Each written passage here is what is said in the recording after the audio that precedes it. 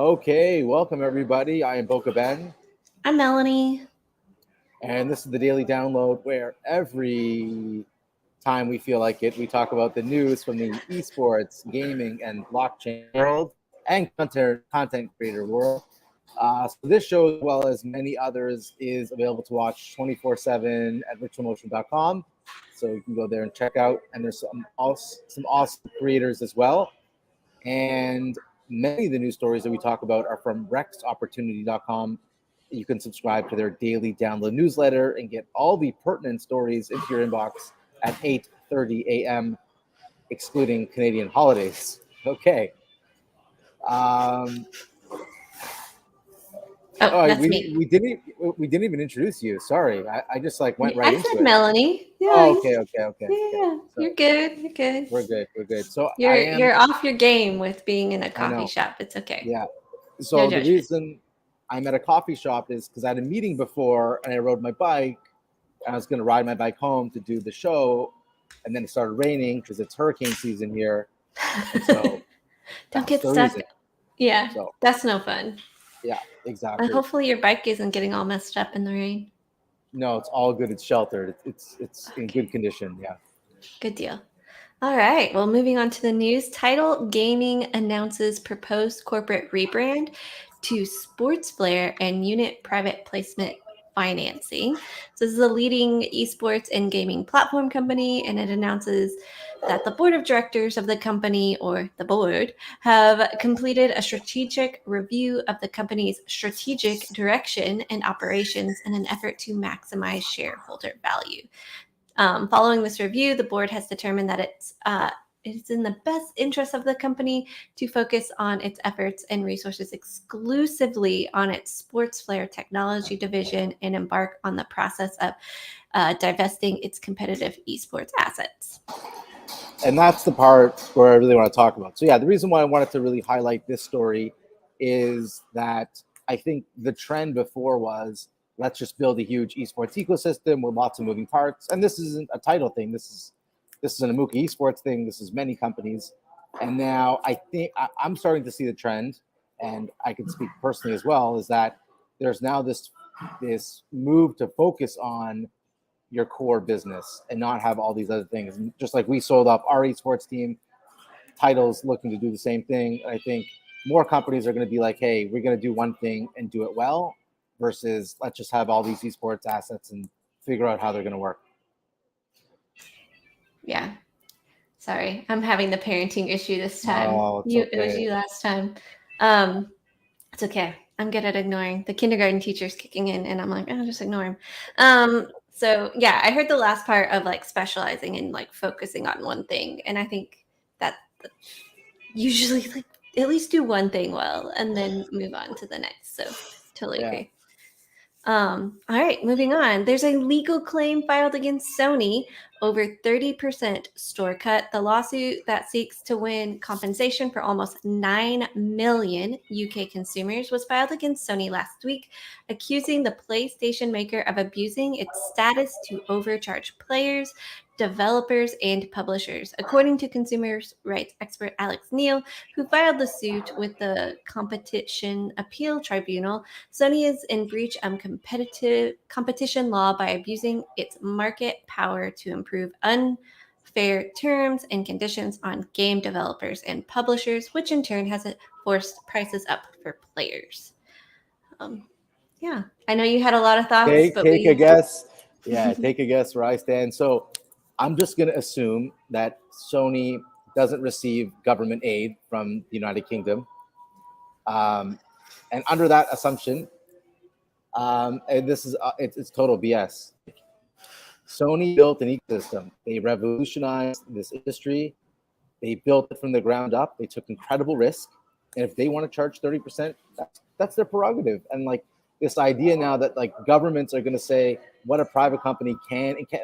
Look, we're not talking about electricity or water or things for survival. Okay, that's different. You know, I'm not totally different. We're talking about video games. You think that they're charging too much? Too bad. That's capitalism. Like, go make your own console and gaming ecosystem. Like, that really grinds my gears that governments think that like with something that's Yeah. so non-essential like gaming that they can get involved and do that. And I said the same thing with Apple and Google. It's their prerogative. They want to charge 30%, then Epic can go F themselves, so. And Epic is their own game store. Like, they should know. They charge companies too. So this story really grinded my gears, and that's my take. That's your take. I don't have anything to add. Yes. Although I do wish that, I don't know, it's always a balance, like making things affordable versus making money off of them. Of course, you want people to be able to make money, but also you want people to be able to afford it. So striking that balance. And I don't want people like game developers to be ripped off either, because, they need to make their money as well so that they keep making these games. And listen, I would like to be for the little guy. I try as much as possible to be for the little guy, Sure. in this big David and Goliath situation. But I have to just be fair, and I just think it's not fair that a government should say what they can and cannot charge for a video game. Yeah. And it depends too.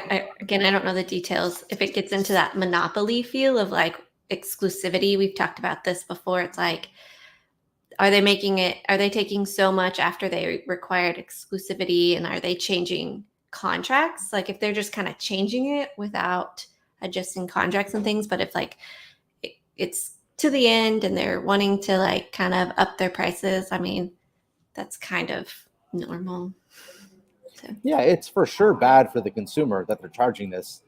And I think they would agree. Like, this is not, I don't think we're debating that. I think it's just a matter of, can they be regulated? And and I agree with monopolies, but I think in Canada, there's 3 telcos, okay? So if you want internet, you have to go to 3 companies, and the government helped them by giving them spectrum. So if the government helps a private business get to where they are, they're in a position to make demands, right? Like, if you got a bailout, if GM gets a bailout from the U.S. government has the right to say what you can and cannot do with that money. Yeah. If you're a totally private company, and I think the government has no business saying what you can and can't do. So that's where I'm really surprised that they're, sticking their head like this. Yeah. All right. If you disagree in chat, let us know. Let us know what you think. Yeah. I'm open to hearing, more counter opinions. But yeah, this isn't a hill I'm like ready to like run up and die on. It's a hard hill to climb. the capitalism hill is a hard one to climb. Yeah, especially with you. Yeah. Like, okay. Moving on. So YouTube, we've got a couple shout outs to YouTube today. Also, Ben is streaming on his YouTube. What's your YouTube? Yes. Thank you for prompting the question. Yes, Boca Ben. It is Boca Ben. So check Boca it out. Ben. He's got some great videos. I was like, I forgot the word videos up. And so you should check them out. They're very inspiring.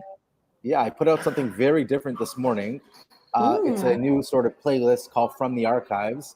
And this is the first ever music video that I directed, like when I was a kid. Ooh. Not a kid. I mean, young adult.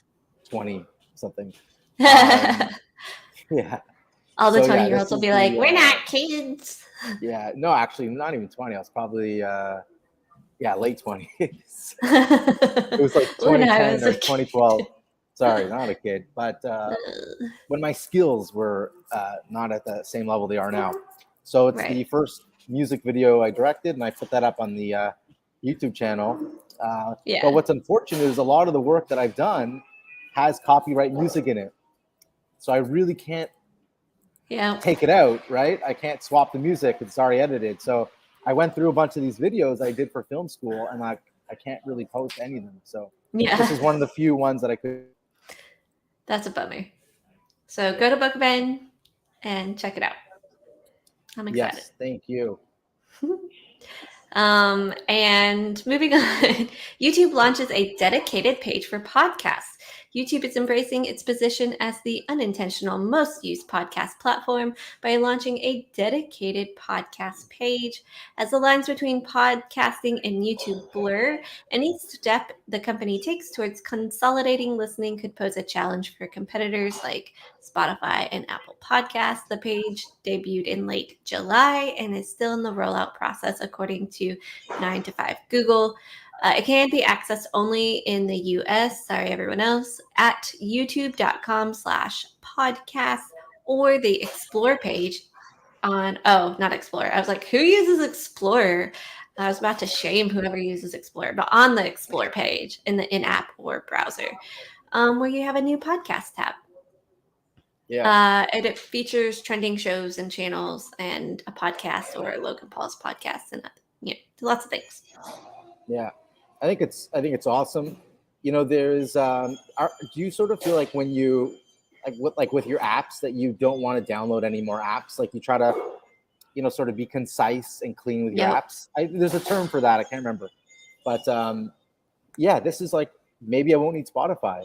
Like really, YouTube is like almost there. They just got to build like the content library, some better features, and they're already integrated with YouTube Premium. Like this really, and it's crazy to say, but they're in a position to be the Spotify killer.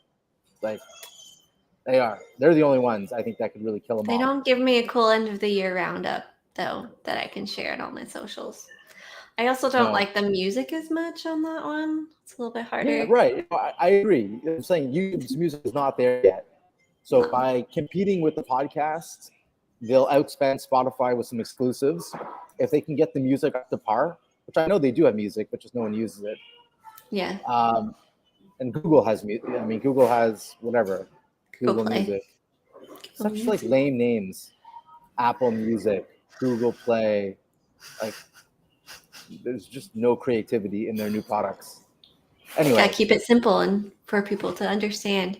My concern is, and when things are like unintentionally good for a market, and then the company tries to make it intentionally better, sometimes it makes it worse. It becomes gimmicky. It becomes more of a salesy thing and a pushed thing, and it loses some of that like organic grassroots feel to it, and that's my concern with it. Like I do use Spotify for my podcast that I've been listening to here recently a lot, but I'm curious to see how podcasts transform with this launch and whether it's really a good thing or not. It could be. Sometimes it's fine, but sometimes you're like, it was better before. But let me ask you, so you'll listen to your podcast on Spotify, but where are you going to watch it if you want to watch the video? Well, I'm that weird person that likes to listen while I'm doing things and not No, necessarily I agree. watch. Me too. But Yeah. if you did want to watch, where would you go to watch it? Well, it was Virtual Motion. So, Well, let's say like celebrity, like big name podcasts. Oh yeah, totally. I would watch it on YouTube. Yeah, I don't know if it would be a good competitor for that. Vimeo, maybe? Does Vimeo do podcasts? I don't know, but I think that's where they saw the opportunity. They're like, wow, all these people are going to Spotify to listen and yet going to YouTube to watch. And then Spotify says, hey, now we're going to have Spotify video. And so it's obvious that YouTube says the same thing. Well, now we're going to have podcasts, right? It's like, it's this 2-horse race that now they want to be in both. Yeah. Just give me a cool roundup at the end of the year that I can share on socials, and that'll help. I'm excited. I haven't been a Spotify user for a full year. I was Apple Music for the longest time. So I'm excited for this. It's fun. Data. Yeah, it is cool. Yeah. It's a good idea. Okay, moving on. I'm looking at my notes like, what else were we supposed to talk about? Okay, so YouTube TV update will reportedly let you watch 4 channels at once. So YouTube TV is Google's take on cable TV, and it could soon let viewers watch up to 4 live streams simultaneously in a new feature called Mosaic Mode. This is according to a non-public presentation Google gave to its smart TV hardware partners. It's a leak. In which the search giant also discussed optimizing the YouTube Shorts for big screen, as well as new YouTube music functionality. Oh, there's the music one. And Mosaic Mode brings to mind a similar feature that was available with Sony's now defunct PlayStation Vue service. So things coming up. Yeah, I mean, listen, maybe your TV already does this. I don't know. I don't watch a ton of like TV. Maybe Samsung TVs or Roku. I don't know. But I'm just thinking like if I were to watch like casual TV, this is great for sports. Like I don't want to be actively watching baseball. but I'd like it on in the background. So now I can have like the Marlins game, so I can watch them lose, and then watch something else or whatever. I think it's cool, and I think now that we all have, not me, but everybody else has an 80 or 90-inch TV. Yeah, so it makes sense that it's a better viewing experience, you know. Yeah. I guess it makes sense for sports. Like, I'm like, how can you follow 3 to 4 different Oh channels? yeah, But if it's like it's a only cooking sports. show or like something that's not attentive where you have to like really pay attention, that makes sense. Yeah, like at the gym, I went to the gym for the first time in a Hey, long good job. time. I'm sure it shows. I was listening to a podcast, but then I want to watch something. I was watching American Warrior.